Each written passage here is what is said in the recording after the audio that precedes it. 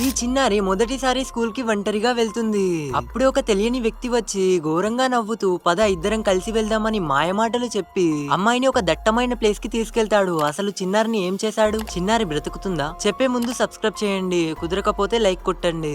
చిన్నారికి కొన్ని గంటల తర్వాత స్పృహ వస్తుంది. లేచి చూస్తే ఒళ్ళు మొత్తం రక్తంతో నిండి ఉంది. అటు ఇటు కష్టపడి పోలీసులకి ఫోన్ చేస్తుంది.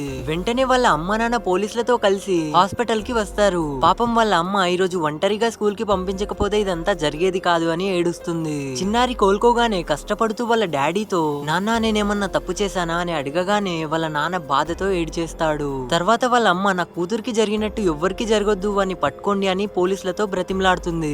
పోలీసులు కిడ్నాపర్ లిస్ట్ చూపించగానే చిన్నారి అతన్ని గుర్తుపట్టి చూపిస్తుంది. వెంటనే ఆ వ్యక్తిని పోలీసులు పట్టేసుకుంటారు. అంతేకాదు మీడియాకి ఇదంతా తెలియడం వల్ల చిన్నారికి ఎలా ఉంది అని హాస్పిటల్ మీద రష్ చేస్తారు. ఆ టెన్షన్ లో వాళ్ళ నాన్న చిన్నారిని వేరే బెడ్ కి మార్చుతుంటే ఒక కొలెస్ట్రాల్ బ్యాగ్ పగిలిపోతుంది. దాన్ని క్లీన్ చేస్తున్నప్పుడు చిన్నారికి ఆ కిడ్నాపర్ గుర్తు వచ్చి తన నాన్ననే కిడ్నాపర్ అనే స్టేజ్ కి వచ్చి దగ్గరికి కూడా రానివ్వకుండా భయపడుతుంది.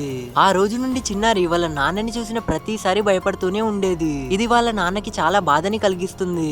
అప్పుడే తనకి గుర్తొస్తుంది చిన్నారికి మంకీ బొమ్మలు ఎక్కువ ఇష్టమని. వెంటనే దాన్ని వేసుకుని హాస్పిటల్ కి వెళ్తాడు. ఆ క్షణం చిన్నారి ముఖం మీద చిరునవ్వు వస్తుంది. కొద్ది రోజుల తర్వాత బొమ్మతో ఆడుకుంటున్నప్పుడు నాన్న అని బొమ్మని పిలుస్తుంది.